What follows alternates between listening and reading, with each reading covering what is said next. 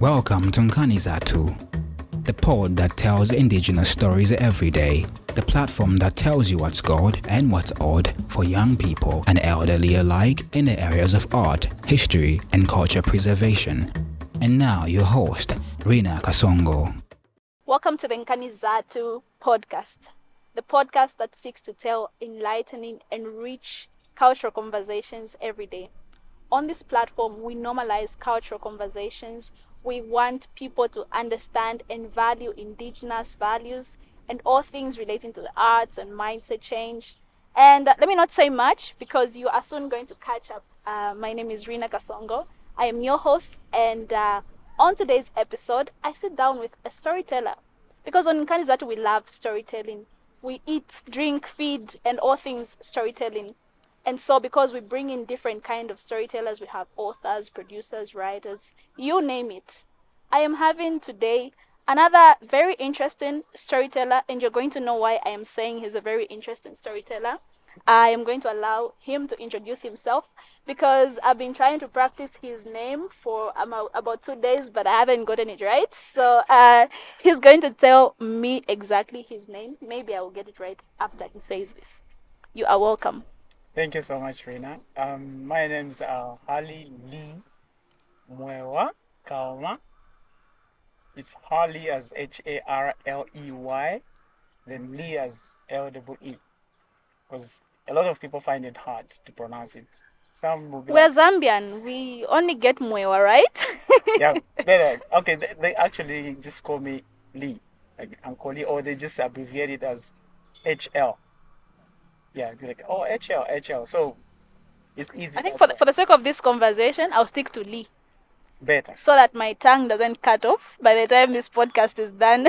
Okay, I know that's cool. In fact, a lot of people call me Lee. Okay, so you're welcome to Nkanizatu. Very glad to have you, especially because this is around the Sotambe Film Festival, and I understand, of course, Afilika, your film is screening on on Sotambe. So it is good to have to hear from you, your story, and why the Afilika. But before we get to that, because I know you've done a lot of film, you have over 17 years experience in I think more than that. more than that, yeah? How did that start? How did your passion for film come about? Okay, I was just a football player. Okay, then I had passion for landscape. Okay, then I asked my mom to get me just a small camera so I can be taking pictures. You know, I remember the first camera they bought for me was uh, a Konica, a red one. So I used to take pictures. Then I started developing that passion of having some pictures. Then watching movies. Yeah, I'm like one day I'll try to be to do a movie or just to be an actor. Yeah, that's how I started. Okay, how old were you by then? Pretty old. No, I wasn't that old though. But though I don't look my age anyway. No, you don't. I don't even want to guess the age because I know I'll get it wrong. Okay. Yeah. By then I was I think 12. 12 years. Then I think because they wanted me to go to school. They didn't want me to. When I was very young, I was 1985. That's when my father died. I was young. I think I was 7 by then. So all the way 1993, I had an opportunity to be on set as an actor. I think that's when now the whole thing developed in me after being on set as an actor in 1993. And I was like, I think I have to do it. And from then, I've continued until I think around 2002. Then I formed my first acting group. I can call it group because just out of passion, then I was like, guys, can we, come together And just start making utsela, whatever.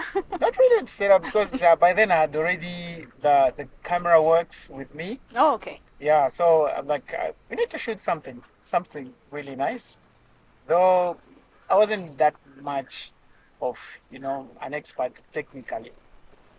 Uh, yeah, so started from there. Then the passion grew.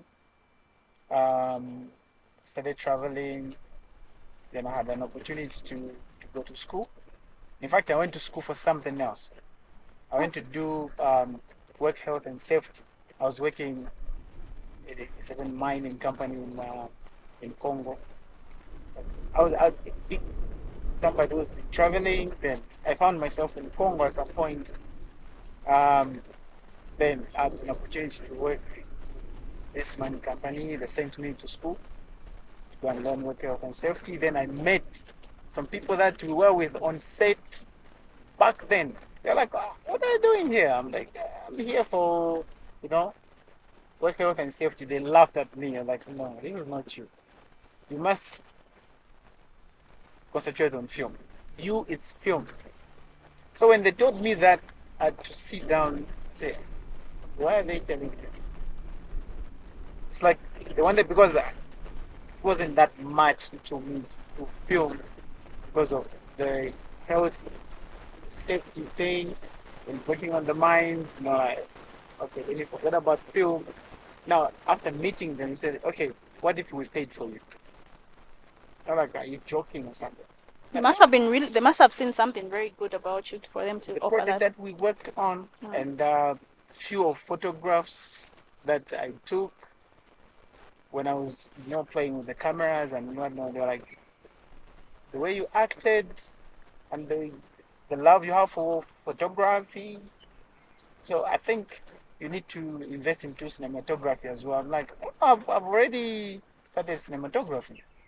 And then forget about the safety thing. Okay, we'll pay for you. I thought they were joking. So, okay, we'll take you to the school, to this institution, then you're going to do digital filmmaking. I'm like, oh, wonderful. Just in the evening, they came to my room with everything, the documents, and okay, sign here, sign there. So I was doing two things at the same time. I was in Australia. So I was like, in the morning, I go for work health and safety. In the afternoon, I go for film. So as I now it's like the film started now, manifesting itself until I resigned from the mining company. Though I was sent back again to go, and when I went there, I went to do my certificate 4. Then they sent me back again to do my diploma. So I had to do certificate 4 in digital filmmaking and a diploma again in digital filmmaking. When I came back, I was like, I think these guys don't want me to do safety. Let me just go back to film. I resigned. I continued with film. And everybody at the company. How brave of you! Everybody Especially at the because company, they were like, I'm guessing maybe that job was paying you well. yeah, it was. It was. Was film paying you well at that time? No, it wasn't. But the mining thing, like the pay that I was getting, made me at least raise money to buy equipment for stuff. Yeah, so that's how when I bought few gadgets here and there, then I like, I think I need to go back to film. So when I resigned, they were all shocked. Why? I'm like, I want to go back home. Okay, you are here, you're doing okay. I'm like, this is Congo, I'm Zambian, so I need to go back to the country. But what are you going to do there? I'm working in the mines. Interesting. I'm going to cut you short on that one. I see you such a storyteller. Hey. Yeah. There's been a lot of. You've accomplished quite a lot of things from then. What has been the major highlights from the time you started this film journey?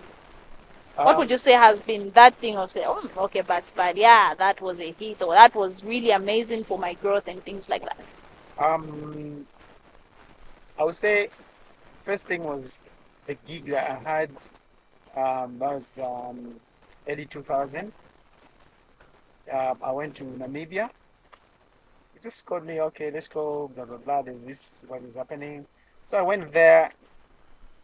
I just felt like maybe I should stick to film.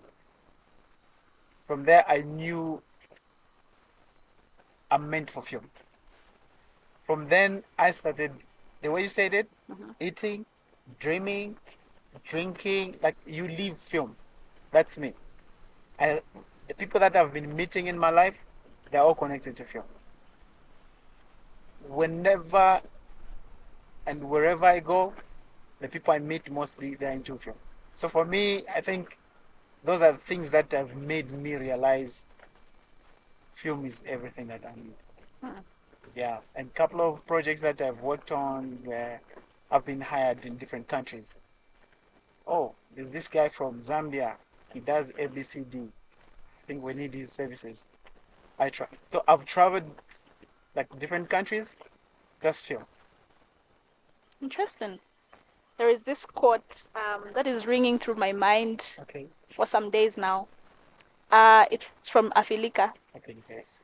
It goes like, when the missionaries arrived, the Africans had the land and the missionaries had the Bible. They taught us how to pray with our eyes closed. I'm paraphrasing, by the way. Okay. Yes. They taught us how to pray. To close our eyes. And when we opened our eyes, they had the land and we had the Bible. All right. That is from Afilika, yeah? Yeah. What inspired the Afilika story? Okay. I would start by saying I've been a researcher. I think that's where the storytelling side of me began. Yeah, I started researching. So I wanted to know more about Africa, leaders, what we do, different countries. When I started traveling, then I came across that quote. It's actually from Jomo Kenyatta, former president Kenya. He's the one who actually said that, say, when missionaries arrived, Africans had the land and the missionaries had the Bible. They taught us how to pray with our eyes closed. When we opened them, they had the land and we had the Bible. So this quote got me thinking. I'm like, why can't I do a movie just around this quote? Because for me, it's like I wanted to explain something. I wanted to interpret that quote. Being a researcher, understanding certain things about Africa, I felt like that quote had a lot of information that people needed to know. Hence, Afilika movie. Wow. So it was based on research. Yeah. Interesting. And then because I understand your research had accompanied a number of experiences you've had. How has the Afilika story been received by people? So far, locally, people understand me as like an Africanist. They knew what they talk about and they receive to say these are the stories that we need to tell. Internationally, there's already some people who want to know more about the movie itself. Okay, the same way you asked me to say what inspired you to tell such a story. Now it's like people outside Africa, they want to see more of Afilika. Okay. Because the way it ended, it's like I just briefly explained something, but they didn't get enough of it. Even the local people, they were like, it's like you wanted to say something, but you've left out something again. Okay. And in your interaction with people that are non-Africans, have you come across people that got offended to say, no, we didn't steal the land and things like that? That one, I would say I've had 2 distribution companies. So these guys, they were like, we love the movie. We love the concept behind the movie, but because the audience that we supply to, they're mainly Christians. You mentioning the Bible already sounds a bit offensive or provoking. My answer to that was, how is it offensive? Is it because I've mentioned the Bible? Because if the court says they had the land, we had the Bible, it doesn't necessarily say I want to attack the Christians. Because when you talk about the Bible, definitely Christians. So I'm not attacking Christians, because even Jomo Kenyatta didn't attack anyone. He just said it. So for me, it's just to give it to people to say, what's your take? How do you understand it? Do you become that offended because the Bible is mentioned, or you want to understand why they had the land that we had and we had the Bible? Maybe. What about, okay, what if um, we benefited more than they did to us? Maybe us having the Bible, we benefited more than them having the land. So it's how you interpret out, how you explain it. So I tried to explain that to them. They were like, I don't know if the Christian community will receive this nicely. I'm like, I will still go with their Bible if they want me to be that way. I will still go with their Bible to say, okay, if they think I'm attacking, why are they judging me? They're supposed to receive it, go through, maybe watch the movie, understand what area did I cover. Then they'll say, no, it's offensive. Not just from the court, already they think it's offensive or it's provoking when it's not. So it's a question. So upon you explaining that to the film distribution company, did they buy into it, or they are like, nah, we can't do this? I think those two, for me, I felt like that's a wrong market for me. It's direct. It's a wrong market for me. That movie is not meant for that. I better look for somebody else.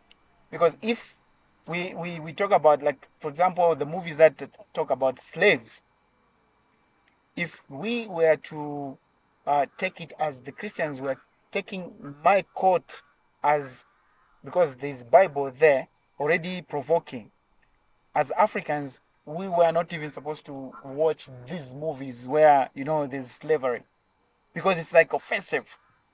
They can't show us in chains. They can't, that kind of a thing. But we sit, watch, analyze. So even them, they're supposed to receive, watch, analyze. Yeah. But if they just feel, just from the court, it's provoking, definitely that's not the market. Yeah. As you're explaining all this, I'm just trying to, I'm then understanding better the life process of a movie, a story rather, People think maybe when you're releasing a story, either through a film or a book or what, it will just sell and be received by the people. But you go through all those challenges and hiccups with film distribution companies, and sometimes good stories may not make it to the right audience because the outlay or distribution channel was cut off from the Oasis, because you didn't get to have access to distribute your film to that particular through that particular channel. And therefore, certain stories will only go as far. Is that right? That's correct. And I'll say there are a lot of nice movies out there. They failed to get to these platforms because of the content, the message in those movies, the story they've told. As a Pan-Africanist, at times it's not like I hate the white people. I've worked with white people. I still work with white people. I've been to school where I was the only black guy in the class. Well, 45 of us, I was just the only African person. So, I've nothing bad about them. Okay? It's just the system itself and how the mind is programmed. So, there are a lot of stories, a lot of movies that have been told. But because maybe they have the platform, and they wouldn't want to see that, they stay away from that. We can't buy this. But for us, it should be a plus because there must be something we need to know. Maybe a lesson to learn. For example, I would say the movies that I've seen, I've watched, it will be told by the natives. Say, for example, the rise and fall of Idi Amin. Okay? They told the story. Now, after the white people saw a lot of things from there, they're like, no, we can't be lifting a black guy. We can't. Da, da, da, da, da, da, da. What did they do? They wanted to shut it down. But because it had made that big impact on the market, they came and did Last King of Scotland. So now it was like more of confusion. As a researcher, I came to understand, say, somehow the what's the Mandela story? Walk to Freedom? Yeah, the Walk to Freedom was rushed. Obviously, they didn't want the South Africans to tell the story of Mandela. Yeah. Because they definitely they're going to tell the story as it was. But because obviously there's something connected to it, they don't want to be exposed or whatever it is, they rushed in and did what? Personally, I've been trying to do the KK movie. But I've done my research. Like, I've done a lot of research. I want to do Mishala, I want to do KK, there are a lot of stories I want to do. But I'm limited because of who's going to receive. And it starts from where? From ourselves. So if I tell you, oh, Rinah, I want to do a story about this, you're not going to manage. Just because I'm your fellow black person or I'm a fellow Zambian, you're not going to do this. Obviously, you need a lot of money, and where are you going to get that money from? But we have passion. Yeah. I've been making movies that are not sponsored. My own movies. Afilika. Even the new one that I'm working on. Like self-funded. What am I trying to do is, I want to show to the world to say, with or without, I can still tell a story. Nice. In Afilika, are there white people characters? Subliminally, I didn't want to use any white people. I figured, because I was like, if we're going to have a story of white people involved, like the story explaining the missionaries, how they came, then I'm surprised I see black people as missionaries playing those characters. So I would like to find out, was that intentional or because there were just no white people in the land at that particular time? Okay. I've had that question several times. And by the land, I mean the time you were filming, like, were there no white people? I have white friends, a lot of them. I would have used white people. Yeah. But as a creative, there's a way I wanted to tell the story. Okay? Most of the things that we see around us, there's a white face somewhere, but we see a black face. You see what I mean? No, I don't know what you mean, but you tell me. Okay. So, when I released the teaser first, I'll share with you everything. When I released the teaser, people were expecting to see a white person. Yeah. Oh no, where are the white people? Because it says white people came with the Bible, blah blah blah blah. I'm like, I'm telling a story. You need to watch, then analyze, then you come back. Right now, you are not going to understand why I haven't used white people. Because I want to tell a story to say, white people cannot come into open to say, here I am. They will never do that. No. Right now, as we see, I'm not trying to be political, but I'm just trying to tell a story to say, right now you have people that you are seeing in front of you, a black person. But whatever that is coming from that black person is not from their mind or whatever. Somebody behind is actually telling them what to do. All you see is that person who's in front of you, but there's another person behind who's doing that. So subliminally, I didn't want to have a white person in the movie. I wanted them to portray, to say, these were actually sent on a mission to do this. some of the examples that I've given them is like, okay, for example, KK, okay, the late Kenneth Kaunda. When coming from Malawi, he came with missionaries, right? Yeah. Were they whites or the blacks? They were black. So if I say missionaries, doesn't necessarily mean Mean a white white people. person. Because even up to today, we still have black missionaries. We just don't see them because the way things are developing, advancing, it's like our attention is going somewhere else instead of paying attention to certain things that we need to analyze because of technology, what. So the focus is, moving away from from reality. Now we're trying to buy into things that are not even important. So I didn't want to use white people.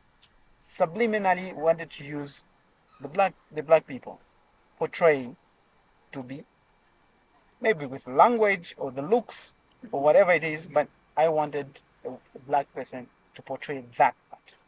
I wanted to get it clear. Like, did you intentionally use black people? And I've gotten it, which is great. As a producer of Afilika, what is your hope for Africa? Like, what do you want us Africans to wake up from? First thing first. I always say this: never use a borrowed brain. Use your brain. When you use your brain, you'll be able to understand certain things. You'll be able to capture certain elements, analyze, and know where you belong. But as Africans, why we are where we are, because we use borrowed brain. What do I mean by borrowed brain? There's a system that is created for us that we follow. We go to school, right? There's a syllabus, there's what. There's just those things that go into our minds. It's like you're programmed to think in a certain way. Like when you say something out of that system, already, what are you saying? Oh, it's not like that. You It know what? works like this. You know, when you say borrowed brain, I'm like, are you trying to insult us No. with your philosophies? Because they're very strong, and I get why certain stories would be criticized if they're not understood well. Yeah.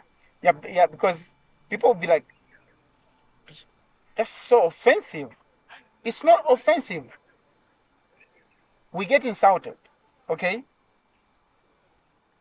I would say this. When I was in school, at some point, I had to put an end to how they were calling me, okay? They were like, why is it that only the black guy is able to respond to this? I said, hey, don't you ever say the black guy.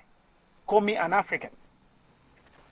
Say, why is it only the African is able to respond to this? I'll be happy. No, the black guy. I'm not black. Right now I'm wearing black, but it's not compared to my skin. My skin is not black. But the definition of black, I came to understand, is not actually the skin tone. It's our brain. The brain is dark. Why? Because they've created a system for us to do what? To stick to. When you go out of that system, already this guy, I think, I've seen a lot of friends that have done a lot of research. Some of them have gone a bit, Mm-hmm.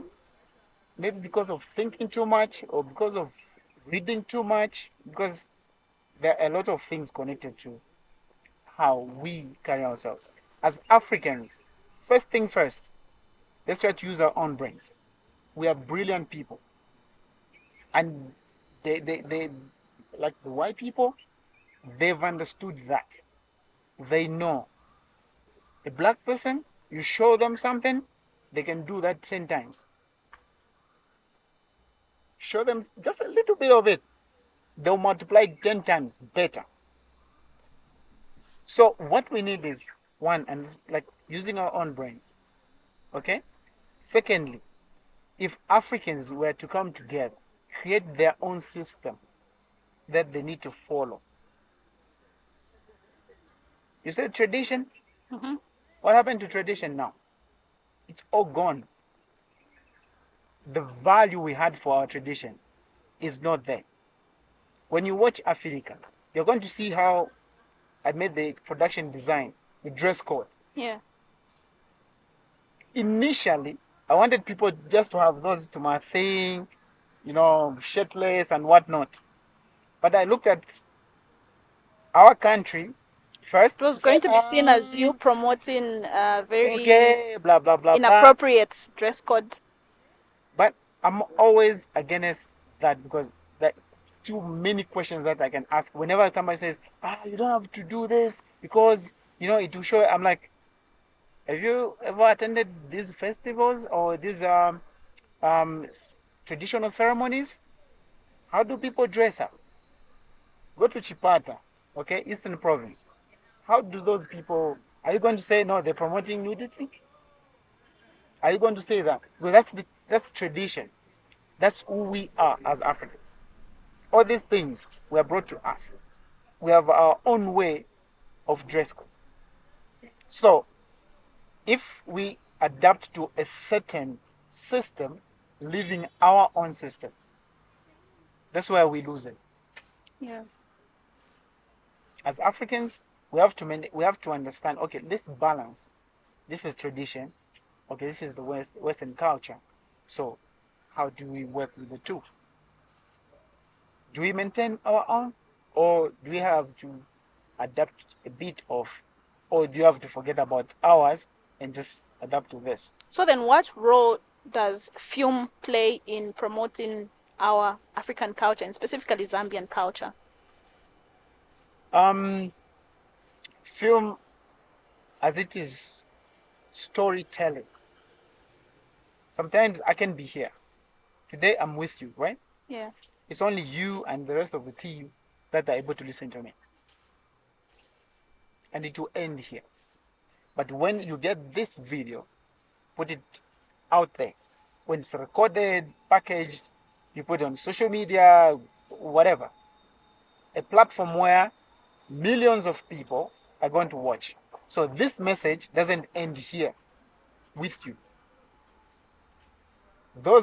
If it is 1 million people that are going to watch, that means I've spoken to 1 million people. And from the 1 million people, there'll be 500 that will understand in a certain way, 1,000 will understand in a certain way. These other ones, they will interpret it in a certain way. And people sit, I think here he went overboard. Here he made sense. Here, blah, blah, blah. Like they will try to analyze. So film is there to do that work. Instead of me talking to one person, I can talk to 1 million people at once. I can talk to generations. Even when I'm gone, the film will still remain. That generation will watch. They will understand certain things. Today we are watching emancipation. They're talking about what happened Way back. We're not there, probably. Even the same Will Smith and them, they were not there. But because the story was written, it is put into film, we're able to know, so this is what happened. So this is blah, blah, blah, blah, blah. We're able to know the story. That's why film is really important to communication, to information. Okay, interesting. With Afilika, I've noticed not just Afilika, but a number of your films, you have this color way of, I don't know if it's the way of color grading or in telling your stories. What exactly goes on? Like, how does color grading shape the theme of a story, if I can put it that way? Like, what's the science behind that? Okay, so every film has a theme. Yeah. Okay? Before you even think of a story, you should understand the theme, a feel. So let's say, okay, this story is actually based in Africa. Which part of Africa? Is it where it's extremely hot? Or it's where it's cold? Then from there, you're going to build your looks, your feel. That's why you see when you come to Africa, whenever in every film, where Africa is involved, the picture becomes warm. It's never cold, like bluish. No, it's always orangish. Who Because, came up with that? no, it's how it is. Warm is like here, the way we experience the sun, the heat. It's not the way the West experience it. I was in Australia, and we could see the sun from there passes. You see, not the way it is overhead here. You see it from afar. Like, they don't feel the heat the way we feel. That's why when these guys come here, like guys from Norway, these cold places, when they come here, they will even put something, a mat, on the floor, put sunscreen, okay. They want to feel that heat. Okay. Because So it's based on because it's warm. We have more heat because the sun is orange, so it's warm here. It's cold the other side. So it's even applied in film when you guys are color grading. Yes, because it starts from the production design. Okay, so in Africa it's warm. Then you go to temperature. Okay, temperature in Africa is always warm. So which one represents the warmth? Orange. Okay, so which one represents the cold? Blue. Yeah. So even when you look at temperature in film production, when you look at temperature, there's where you go to blue and where you go to orange. So it's like, okay, I want it warm, you take it. I want it cold, you take it. So even when doing my color grades, I want to add the color to the story that I'm about to tell. Obviously, you'll be able, I'll share with you 2 trailers, all right? The Afilika, and also there's another movie that I'm working on. It's a miniseries, Lufidan Arc. Lufidan Arc is also another term which people need to research, especially people in geology. When you tell them, say, what does Lufidan Arc mean? They'll tell you. This is another story again, here in Zambia, here in Africa, that people need to know about. But because it's long, I didn't want to do a feature. I want to do a mini-series. Okay, so Lufidan Arc has a certain feel because of the genre of the movie. It's action. And looking at the location and whatnot, it's still warm because it's in Africa. It's still warm, but I still need to add a certain element to say, okay, this is an action movie. It has to be this way. So you'll be able to see the difference in color grading. Afilika has this because where I was shooting from, it's extremely hot place. That's in Chirundu. It was shot in Chirundu? Yes. When you go there, like this time, I remember when we were filming Afilika, just a few days we spent there, people became dark. Some started even peeling off the skin. Yeah, you see, like, okay, it's extremely hot that side. But how do you put it in a movie to say it was hot that side? So the color grade has to interpret that for you, because you're not going to be in front of a camera telling people to say, you see, it's looking like that because it was hot. You don't have that time. Like the way I said, you record, you put it there, 1 million people, you're not going to explain this to 1 million people. But in the movie, they're going to watch then they'll appreciate it. American movies, when this part which was done in America, the other part done in Africa, it's just this fast. You're able to tell that this is Africa, this is America, or this is Europe. You're able to tell. Okay. So whatever the location, like if you are shooting movies in Africa, the story has to tell that, and it has to depict even in how the colorist is doing their work in post-production. Is that right? Correct. Okay. It's like when you go to hospitals. This is a very good example I can give you. You see, like a hospital is a sad place. Yeah. It's not a happy place. It's a sad place. Whenever you go to the hospital, People are sick. People are not feeling. It's a sad place. How do you interpret the sadness in the movie? There's a color. Yeah. I'm not gonna make it warm because there's no energy there. It's It's dull. so it has to be bluish. Like it has to look blue. It's cold. The place is not okay. It's cold. So that's how you play with color grading, Okay. In telling a story. telling a story. Interesting. When we were starting this conversation, you were talking about your projects being self-financed. Is that entirely like are all your projects self-financed, or how do you generate, funds for film projects? Because I know a lot of storytellers struggle with that aspect. Okay, yeah. I use the same camera to generate money. Okay. My passion is film. But since we are now going towards where we can have a bigger market and looking at the quality which has actually developed from maybe let's say 5 years ago to now, there's a difference between 5 years and now in terms of quality. So the market is now there for us to sell our content. It's how you package it. So personally, I have a production company, Naflag Creatives. Mm-hmm. So this production company doesn't just do film. Yeah. I do documentaries, I do TV commercials. I've done a couple of commercials for big institutions here in Zambia. Yeah. So that's how I generate my money.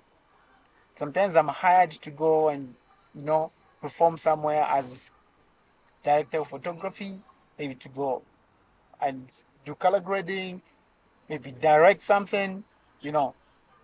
When I'm hired, I get paid, but I'm still trying to find my way to become my own, like to have my own movie on a bigger platform where I can stop thinking of who's going to finance my movie, who's going to finance my project. So it has to start with me. I have to weigh myself. I say, okay, if there's nobody to finance, should I stay home? What happens to my passion? And what happens to the story? What happens to the story? So I should find means to do that by myself until somebody says, I think I'm interested in this. So what's your budget? I want to come on board. Oh, hallelujah. Somebody is coming. Oh, here's my budget. Blah, blah, blah. This is how much I've raised.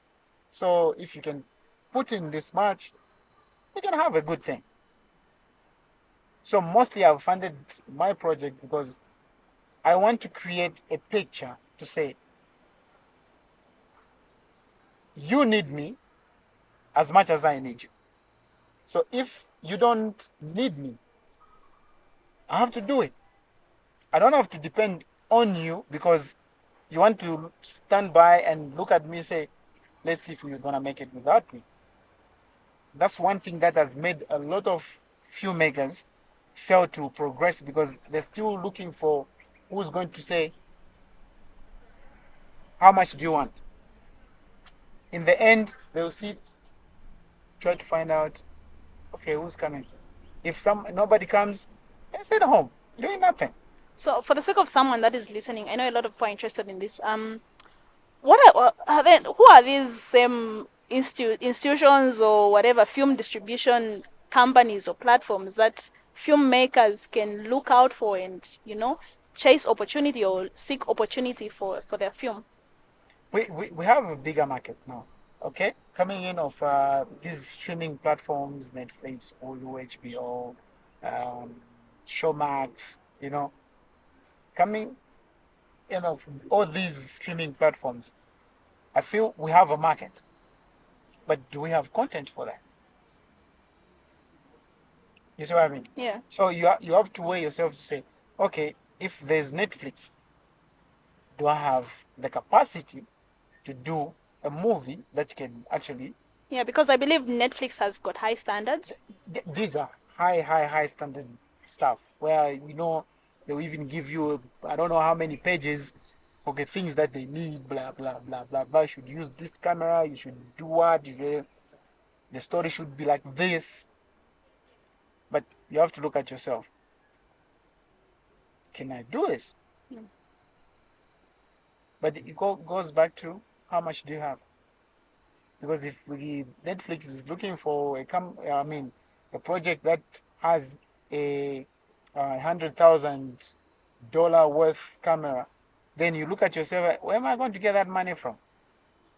So it's a huge investment before It's you a can huge the investment. profits Yes. can come. That's why when you hear about the money that comes when they buy content, you're like, all those millions just for a feature film. But you should understand what is involved for the film to be made. Yeah. There are a lot of things. It's sacrifice. It's investment. You have to put everything in there. Okay. Yeah. Interesting. We have had a lot to talk about in terms of the life of a story. I think for me that's what has stood out. Like a story is like a child, starts as an infant, grows and evolves and things like that. Some stories only make it up to age 5 because of certain barriers that the people involved cannot get past. Correct. While certain stories go out and evolve and become whatever that needs to become, which is very interesting to note from you. Now, as we wind up this, how do you envision the film industry, or as Yoeli puts it, so we're still a film community evolving into a film industry. How do you see this industry or community evolving in the next 5 years? Zambian, that is. Okay. So, like personally, I always say we don't have a film industry because I've been to film industry that exists. Here we don't have a film industry yet. Why? Because an industry should have policies, rules, regulations, laws. Okay, but what do you have here? We don't have a film commission. We don't have what? There are a lot of things that we don't have for us to call it film industry.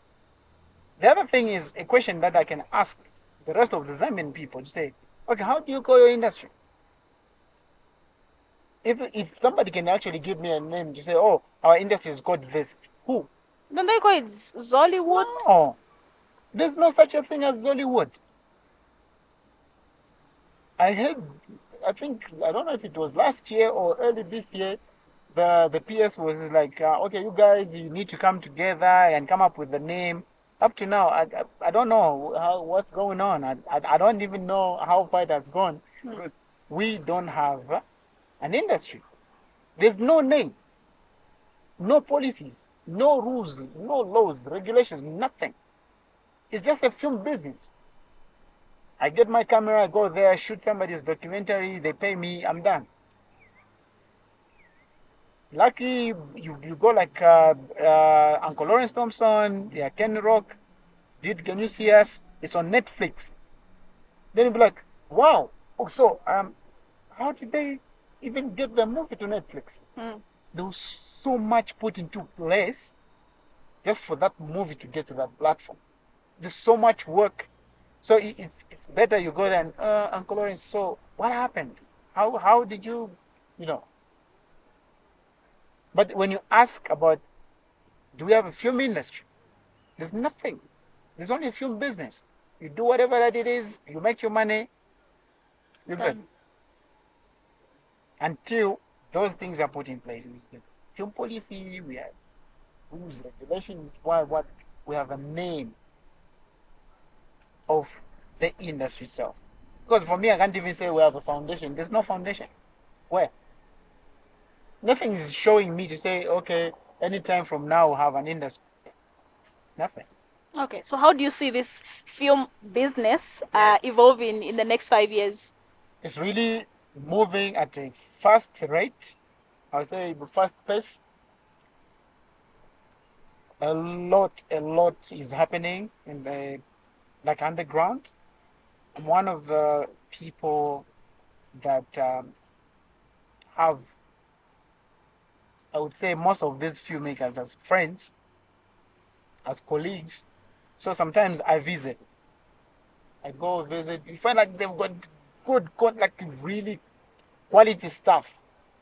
But it's like, where's the market? The market is there, but who is there to, there must be a distributor here. Yeah. I'm happy Sotambe has actually brought in distributors that are now going to sit with us, try to understand, okay, what has been going wrong? How do we want our movies sold out there? So we're going to learn something. So there are actually distributors that we can work with. Yeah. So my work will just be produce content because there's somebody who's going to do it to push to those platforms.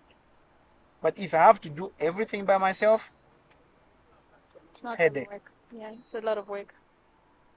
Interesting. Final remarks for the person that is listening or watching you and they want to venture into film or general storytelling in Zambia. What would you have to say about that? Okay, I have two categories of audiences that I would love to talk to. The first one is the audience itself, the people that we do films for. Yeah. Then the second group is actually the filmmakers themselves. So, to the audience, Nigeria or Nollywood, you see, they have an industry. It's called Nollywood. So, Nollywood wasn't built by people outside the country, it was built within the country. The support came from their country. We started buying into their ideas or their movies. We started watching. We knew about all these Nigerian actors. Why? Because the support began from their country. They supported themselves. Hey, they talked about it. We also, there are movies in Nigeria. Oh, they did this. They did with DVDs and whatnot. But how is our audience responding to our stuff? Are they consuming it that much? Are they supporting us? For us to, to say, okay, the Zambian audience, they really love what we're doing. Yeah. Nigerians, they actually supported even those bad movies. They really wanted to watch because they were enjoying. But for us, we want to look at faults. We want to be, me, I can't support Zambian because it's Zambian. Oh, me, I can't because it's... Then who's going to support us? We're doing these movies for our Zambian people to watch. Or they want us to do a movie, it goes on Netflix or these other platforms, then Zambians will be busy trying to stream. Yeah. But we have to start with ourselves. If I produce a movie, I take it to the cinema, I expect Zambians to come and watch. You see what I mean? Yeah. Once they give us feedback, say, the sound was bad. My next project, I'm going to work on sound because the Zambian people said the sound was bad. The picture was useless.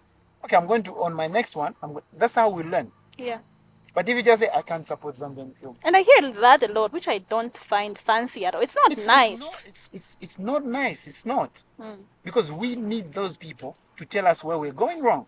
Yes. I can't do a movie for my fellow filmmaker because he's not going to come and watch my movie as an audience. Obviously, he's going to come and see how my actors were performing, how the technical side performed. They're not going to enjoy the movie. And the feedback was like, that useless movie. What was he doing? They're not going to give me a feedback. Yeah. So we've been talking a lot about Afilika during this conversation. Where can people find Afilika? Okay, so I'm actually pushing it to these bigger platforms because they just wanted me to fuse in a few things. Yeah.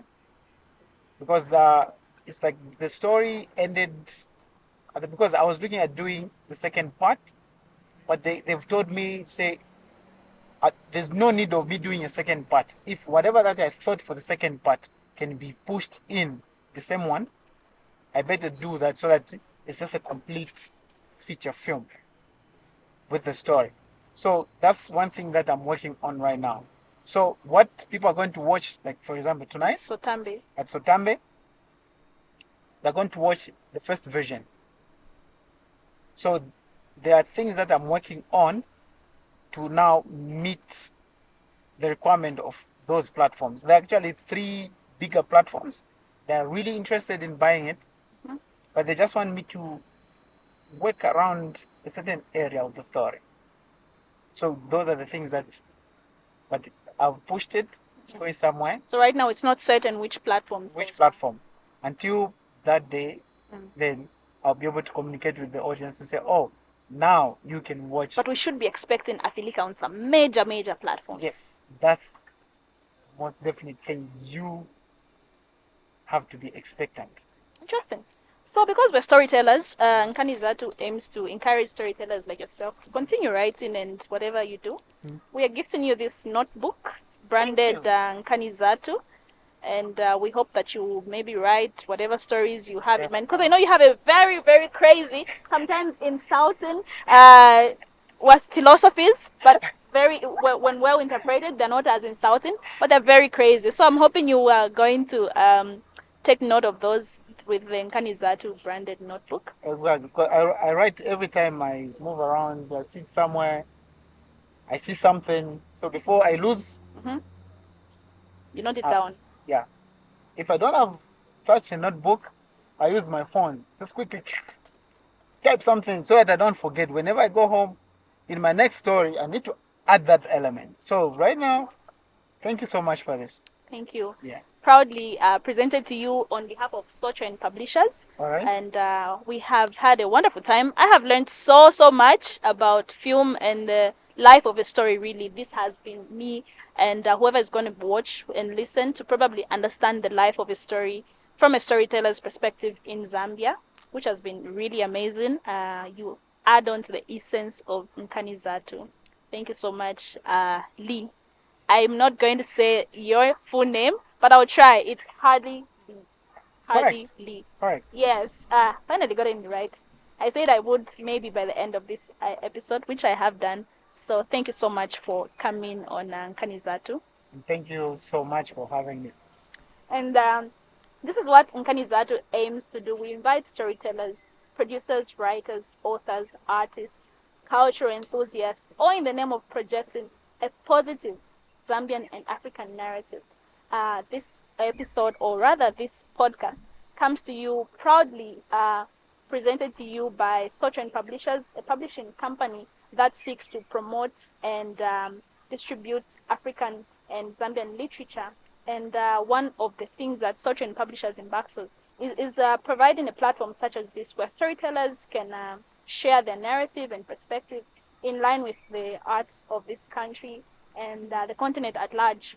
Why we had someone like Uncle Lee today, or rather Lee, or Harleylee, is because it is the Sotambe Film Festival season, and during this festival, so many producers have come on board, and their film being screened at the Sotambe Film Festival. So this episode also is courtesy of the Sotambe, or rather Zambia International Film Festival, in collaboration with the Italian Cultural Center, where we have been having this episode from. I also wish to thank the amazing production team, Lawrence, Anthony, Matthews, Sydney, and the entire Socha Publishers team for putting this thing together. Couldn't have done it without each and every one of them.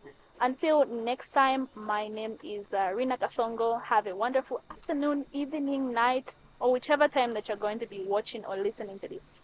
Bye-bye.